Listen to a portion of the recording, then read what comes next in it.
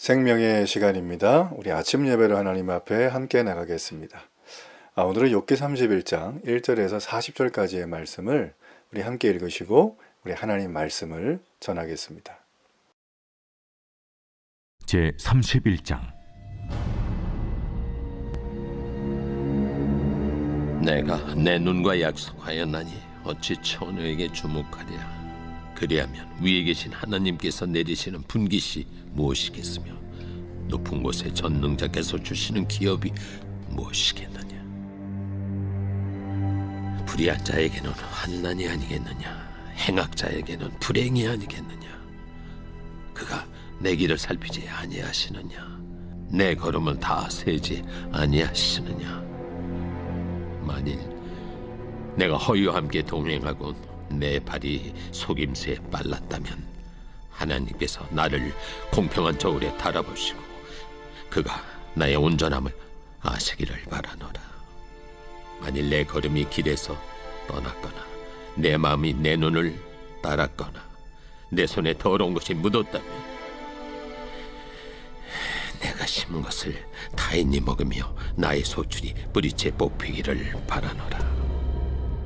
만일 내 마음이 여인에게 유혹되어 이웃의 문을 엿보아 문에서 숨어 기다렸다면 내 아내가 타인의 맷돌을 돌리며 타인과 더불어 동침하기를 바라노라. 그것은 참으로 음란한 일이니 재판에 회부할 죄악이요 멸망하도록 사려는 불이니 나의 모든 소출을 뿌리째 뽑기를 바라노라. 만일 남종이나 여종이 나와 더불어 쟁론할 때 내가 그의 권리를 저버렸다면 하나님이 일어나실 때 내가 어떻게 하겠느냐. 하나님이 심판하실 때 내가 무엇이라 대답하겠느냐. 나를 태 속에 만드신 이가 그도 만들지 아니하셨느냐. 우리를 뱃속에 지으신 이가 한 분이 아니시냐. 내가 언제 가난한 자의 소원을 막았거나 과부의 눈으로 하여금 실망하게 하던가. 나만 혼자 내 떡덩이를 먹고 고아에게 그 조각을 먹이지 아니하였던가.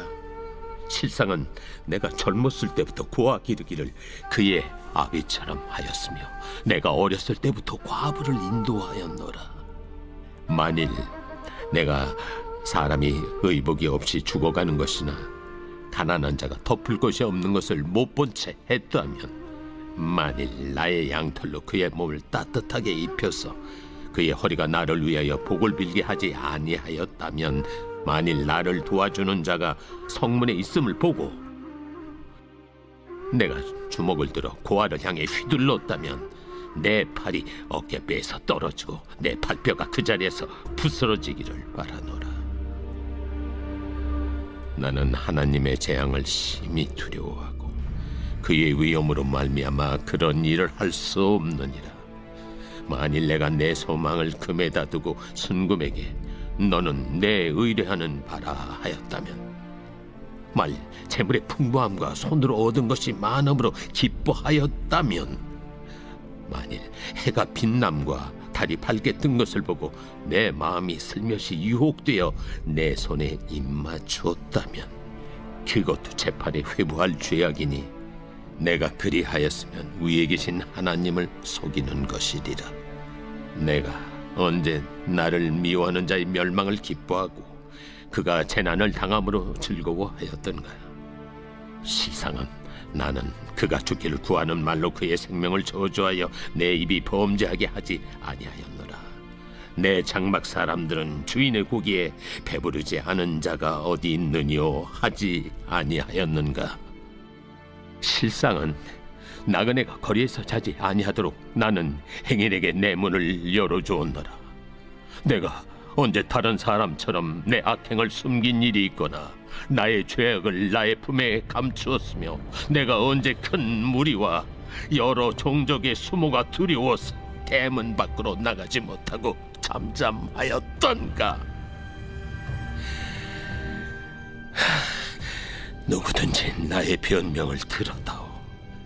나의 소명이 여기 있으니 전능자가 내게 대답하시기를 바라노라.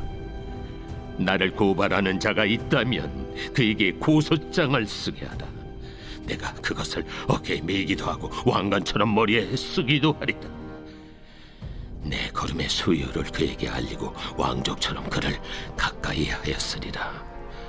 만일 내 밭이 나를 향하여 부르짖고 밭이랑이 함께 울었다면, 만일 내가 값을 내지 않고 그 소출을 먹고 그 소유주가 생명을 잃게 하였다면, 밀 대신에 가시나무가 나고 보리 대신에 독보리가 나는 것이 마땅하니라. 하고 욥의 말이 그치니라.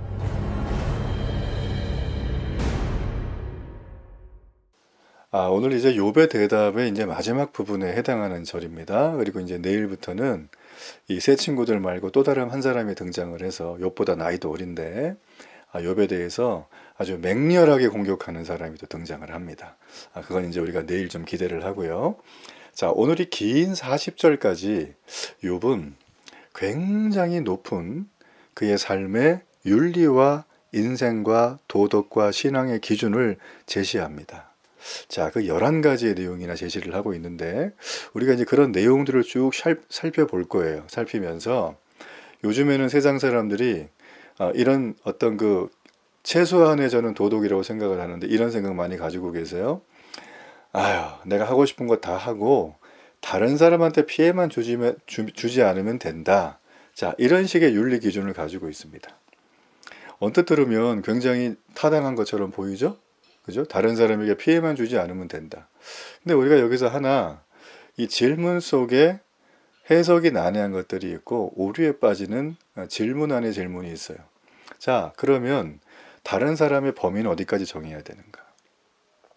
피해를 주지 않는다면 그 기준은 어디까지인가? 뭐 일을 할 때, 직장을 다닐 때, 사업을 할 때, 혼자 있을 때, 누구랑 함께 뭘 할 때, 나만 알고 있을 때, 여러분 그 경우의 수는 인생을 살아보셔서 아시겠지만 이루 헤아릴 수 없이 많습니다. 그래서 이 질문, 이 인생의 가장 기본적인 윤리 기준을 말하는 다른 사람한테 피해만 안 주고 살면 되는 거야 라고 하는 그거 있죠? 여러분 이걸 얘기하는 분들은 대부분 다 그 기준이 절대적 기준이 아니라 상황에 따라 변하는 상대적 기준을 가지고 살고 있습니다. 그래서 상대가 내 마음에 좀 더 들고 상황이 내게 좀 유리하면 자기가 세운 기준이 흐리멍텅해져요. 고무줄처럼 쫙쫙 늘어나는 거예요. 어떨 땐 기준도 없어요.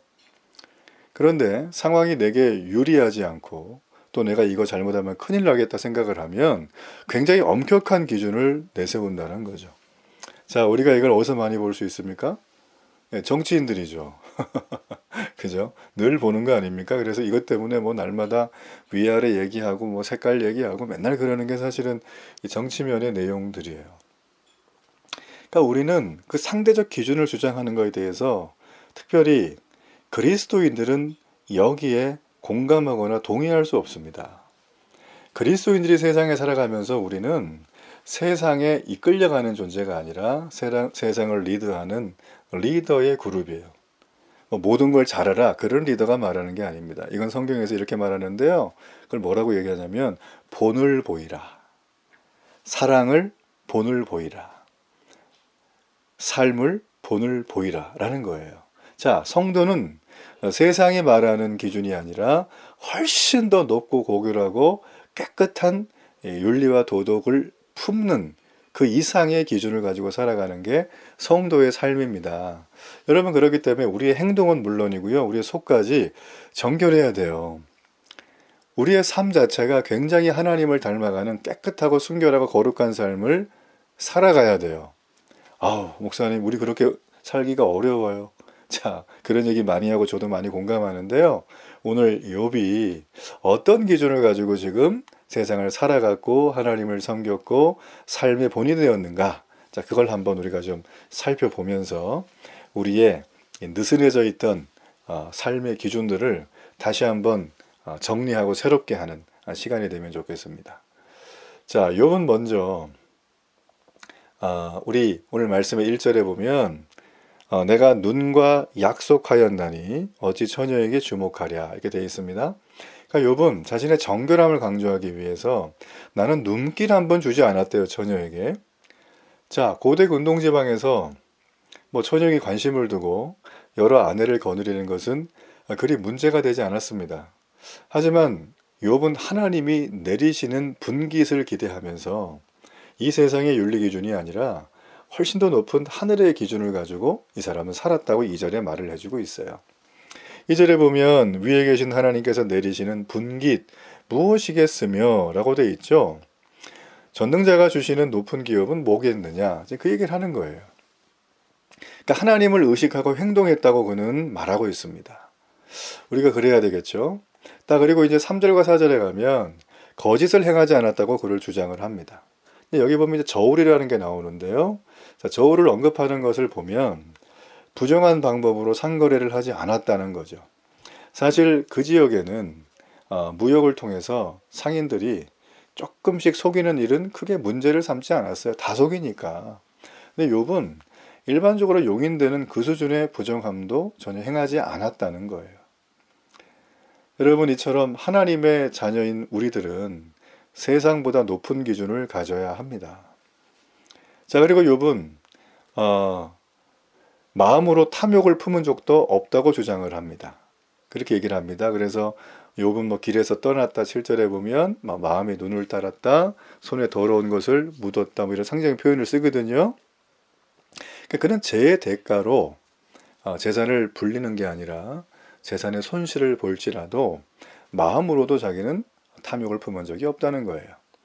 자, 그리고 반복되는 얘기인데 마음에서조차 여인에게 미혹되는 일도 없다고 주장을 합니다. 그죠? 만약 그런 적이 있으면 12절까지 보면 내 모든 소유와 아내를 빼앗겨도 좋다라고 얘기를 하죠. 실제로 이 사람은 전혀 행하지 않았던 거예요. 그리고 상상도 한 적이 없다는 거죠. 참 이런 정결한 분이 계십니다. 그러니까 욥은 보이지 않는 내면의 정결함까지 철저하게 지켰다는 거예요. 우리는 하나님의 자녀이면서 거룩한 백성입니다. 세상은 악하죠? 음란한 문화로부터 우리의 마음을 지킬 줄 알아야 돼요. 내가 실제로 행하지 않았다고 해서 그 안에 해악이 없다고 착각하면 우리는 안 된다는 것입니다. 자, 5번째로 욥은 이 자기 종들에게 비인간적으로 대우하지 않았다고 말합니다. 그리고 6번째는 이 가난한 자와 과부와 고아를 돕지 않고 지나친 적이 없다. 나는 적극적으로 그들을 도왔다라고 주장을 해요. 18절까지. 참 대단하죠.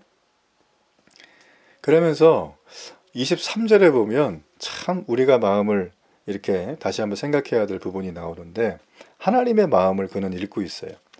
나는 하나님의 재앙을 심히 두려워하고 그의 위엄으로 말미암아 그런 일을 할 수 없느니라 라고 했습니다. 자, 이 얘기는 욥이 볼 때 약한 자를 돕지 않는 것은 마땅히 하나님의 재앙을 당할 일이라고 그는 생각했어요. 맞는 얘기입니다. 하나님은 성경 곳곳에 사회적 약자들을 무시하거나 도움이 필요한 자를 간과하는 것은 하나님의 백성이 해서는 안 되는 일이라고 합니다. 오늘날 그리스도인들이 어떤 사업을 하거나 직장을 다니시거나 혹은 내가 어떤 관리자의 역할쯤에 있는 분들 특별히 한번 잘 들어보세요. 내가 있으면서 나와 함께하는 동료나 직원들 그런 분들에게 대우를 할 때 우리가 인간적으로 대우를 하지 않거나 그 사람이 공경에 빠졌을 때 충분히 도울 힘이 있음에도 불구하고 내가 손해를 피하려는 마음으로 돕지 않는다면 오늘 욥의 주장처럼 하나님이 재앙을 허락하셔서 비참한 처지에 떨어지게 된다 하더라도 할 말이 없게 됩니다. 어떤 분들은 사회적 약자가 도와줘도 고마움을 몰라요. 오히려 뒤통수를 쳐요. 당연히 받으려 그래요. 라고 얘기합니다. 그런 경우들도 있죠. 그런 경우들도 있습니다. 이걸 경우의 수로 따지자면 많지는 않겠지만 그런 경우들도 있어요. 우리가 그걸 다 알면서도 이 일을 행해야 되는 거예요. 왜냐하면 하나님이 약한 자들을 도우라고 하셨기 때문이에요. 우리는 거기에 어떤 변명의 여지가 없습니다. 그래서 세상은 다른 사람에게 피해만 주지 않으면 돼 라고 하는 그런 삶을 자신들은 굉장히 옳고 선한 기준이라고 생각을 하는데 그렇지 않아요. 여러분, 겉으로 보이는 행동은 물론이고 내면까지 정결하게 하면서 세상의 거룩함을 나타내는 성도, 그런 종교, 그런 경전은 오직 성경이 유일하고 하나님이 유일합니다. 다른 종교의 경전들도 비슷한 맥락은 있지만 그들의 내면을 계속 점검하는 건 없어요. 그냥 겉에 있는 모습들을 잘 지키는가 안 지키나를 규율을 가지고 체크하는 건 있지만 그들의 내면을 스스로 들여다볼 수 있는 아주 이런 핵심적인 시스템은 없어요. 여러분, 그것이 바로 우리에게 족쇄가 되는 것처럼 말하는 분들이 있어요.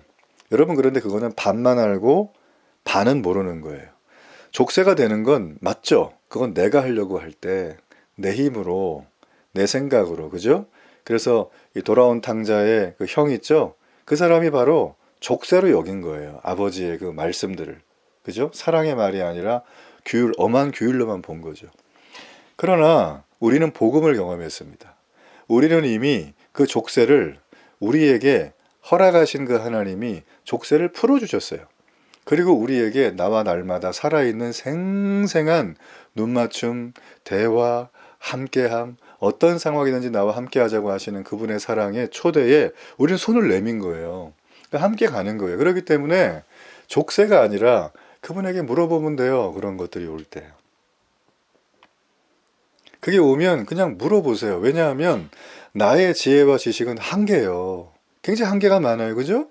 우리가 얼마나 알면 뭐 얼마나 많이 알겠습니까? 그죠? 근데 하나님은 어떤 분이세요? 지혜를 만드신 분이고 지혜 자체세요. 더 깊은 지혜는 하나님께 있는 거예요. 그래서 여러분 하나님께 물어보는 거예요. 여러분 그러므로 세상에 어떤 그 고등종교도 사입이 제외하고요. 고등종교도 이 족쇄를 풀어주는 종교는 없습니다. 다 네가 잘해야 복 받는 거야. 그 얘기하거든요. 여러분 기독교는 특별히 개신교는 절대 그런 종교가 아닙니다. 하나님이 이미 복을 우리에게 주셨어요.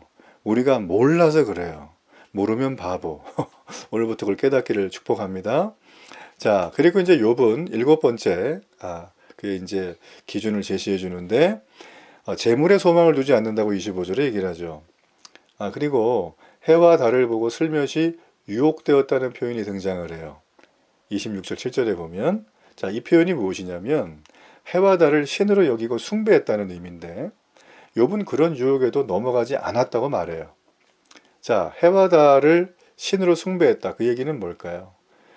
사람들은 자기가 이 땅을 살아가면서 잘 되기를 원하고 안정적인 삶을 원합니다. 그래서 우리가 성경에 나와 있는 우상이라고 하는 건 깎고 조이고 빚어가지고 만든 거 우상을 만든 게 아니라 뭐 자연에 있는 모든 어떤 만물에는 신성이 깃들여져 있다. 이신론이죠. 그러니까 자기 번영과 자기 안정을 위해서 숭배하는 우상들을 해와 달로 표현한 거예요. 그 당시에는.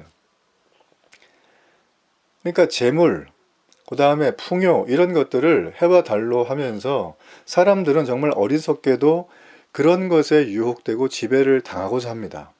하지만 욥은 어떤 사람이에요? 이건 하나님을 속이는 거다. 이거는 재판에 회부될 만한 죄악이다. 이렇게 규정을 내렸어요. 그의 기준은. 그래서 자신은 그런 재물 숭배, 우상 숭배 빠지지 않았다고 당당히 말하는 거예요. 여러분 하나님의 백성은 누굽니까? 오직 하나님만 섬기는 사람들이죠. 대한민국의 교회보다 점집, 무당 뭐 이런 것들이 아주 압도적으로 많습니다. 여러분 압도적으로 많아요. 주변에 한번 물어보세요. 최근에 전 본 적 있냐고, 사주 본 적 있냐고, 뭐 인터넷으로 휴대폰을 본 적이 있냐고, 가서 본 적이 있냐고 물어보세요. 대부분 다 있다 그럴걸요? 엄청나게 많이, 이거 뭐 종교도 아닌데, 이 영적인 역할들을 하고 있어요. 그분들이. 사회에 굉장히 많은, 뭐라 그래야 돼요? 생산성을 향상한다 그래야 되나요? 좋은 얘기도 하겠죠. 여러분 보세요. 우리가 교회를 다니지 않고 하나님을 모르고 하나님을 무시하고 하나님을 내가 발로 밀어내는 사람들 역시 마음속에는 뭐가 있습니까? 자기가 잘 되길 원하고 안정적인 삶을 원해요. 그래서 그걸 이루기 위해서 뭔가 나를 도와준다고 하면 발벗고 차서 나가서 시간도 줍니다. 그리고 공간도 내어줍니다. 그리고 여러분의 소중한 물질도 거기다 쏟는다는 거예요. 여러분 저는 그거를 그 썩어 없어질 부패하고 타버릴 거기에다 주지 말고 영원히 변치 않으시는 우리를 사랑하시되 끝까지 사랑하시는 그 하나님께 주기를 축복합니다. 그러니까 우리 마음속에 우상은 나의 안녕을 지지해주는 존재로 여겨지는 거예요. 하나님 외에 다른 것은 그 어떤 것도 우리가 의지할 대상으로 삼아서는 안 됩니다. 내 인생을 위해서 내가 뭐 깎고 빚고 뭔가 이렇게 해놓고 하지 않더라도 내가 뭔가를 의지하는 마음이 있다면 여러분 그건 반드시 우상이에요. 그 우상이 무엇인지는 여러분이 잘 알 겁니다. 자, 저는 이 우상들이 다 제거되기를 축복합니다. 자, 우리 9번째는 욥은 언제나 다른 사람을 존중하고 사랑했다고 말합니다. 그리고 10번째는 자신의 장막에 사는 사람, 식솔들이죠. 자기 아래 있는 사람들을 배부르게 먹였고 자신과 관계가 없는 나그네와 행인들도 편히 묵어갈 수 있도록 집을 개방했다란 말을 해줍니다. 32절까지. 대단하죠, 그죠? 그러니까 욥을 대적하는 사람이 전혀 없을 정도로 모든 사람에게 선을 행했다. 그게 이제 34절의 얘기예요. 자, 그리고 욥은 마지막으로 이런 얘기를 합니다. 자기는 이 땅에 지나치게 많은 작물을 재배하면서 안식년을 지키지 않아서 땅과 그 경작하는 자를 착취한 적이 없다고 선언을 합니다. 자, 이 얘기는 뭘까요? 안식년이니까 이 땅을 쉬게 해주는 거죠. 일정 시간이 지나면, 그죠? 휴지기라 그러잖아요, 그죠? 근데 요즘에는 휴지기를 한다는 땅은 거의 들어본 적이 없는 것 같아요. 오히려 농약을 더 주고 막 비료를 더 줘가지고 계속 작물을 하니까 토양이 산성화되죠. 그러면 이제 힘이 없는 거예요, 사실은. 그걸 먹을 때 우리는 약을 먹는 거죠. 농약 같은 거를. 그죠? 지금 욥은 11번째로 얘기하는데 그는 한마디로 말하면 내 삶의 수준에 적절하게 만족하고 산다라는 거예요. 자기 소유에 대해서 내가 분수를 지키고 더 많은 것을 얻기 위해서 다른 사람의 자산, 노동력을 짜내는 행동을 하지 않았다는 거예요. 우리가 지난 세기에 산업화 시대 초창기 시절에 얼마나 많은 사람들이 근로 착취를 당했습니까? 열악한 노동 환경에서 어린아이들이 정말 많이 죽었고 산업재배, 화공약품 이런 것들 때문에 온갖 질병이 생겼고 여러분 지금은 그게 100년, 200년 가까이 되면서 많은 관련 법규들이 생기면서 그게 정비가 됐지만 초창기에는 사람들이 다 맨손으로 만지고 코로 호흡하고 다 그랬던 거예요, 그냥. 그러니까 얼마나 가슴 아픈 일이 많았는지 몰라요. 자, 그렇게 되는 거를 사실은 고용주들이 처음부터 알았다면, 그걸 시작한 사람들이 알았다면 뭔가 방법을 취했어야 되는 거죠. 근데 그들도 잘 몰랐죠. 그렇지만 지금은 다 압니다. 자, 이런 세상 속에서 여기 나와 있는 것처럼 내가 어떻게든 더 많이 벌려고만 하면서 정작 중요한 것을 잃어버리는 경우가 없도록 우리는 그렇게 살아야 된다는 거예요. 여러분, 이 땅에 자족과 감사를 물으면 우리는 늘 만족이라는 건 저 강 건너에 불구경을 할 수밖에 없습니다. 만족이 없는 불안한 인생, 처참한 지옥 같은 인생이에요. 그것은 하나님을 섬기지 않는 자들이 우상을 따라가며 경험하게 될 일입니다. 우리는 누굽니까? 하나님의 법도를 따르는 것이 손해가 아니다. 하나님 말씀을 따라 사는 것이 진짜 유익이고 복이다. 그 삶을 살아가는 실력을 기르는 것이 신앙생활이다. 라는 걸 우리는 인정하고 말하고 세상에 보여주는 존재입니다. 이게 바로 세상의 본이 되는 삶을 살아가는 길이라는 거예요. 어리석고 미련한 이 세상은 모든 걸 다 경제 논리로만 설명하려고 합니다. 우리는 그런 어리석은 자의 길을 따르지 말아야 합니다. 우리는 하나님이 기뻐하시는 길을 따라서 오늘 이 욥이 고난 중에도 얘기했던 11가지 마음에 새기고 우리의 삶 속에 잘 적용하는 은혜와 지혜가 넘치는 축복의 날이 되게 해 주시옵소서. 그런 마음으로 함께 하기를 간절히 바랍니다.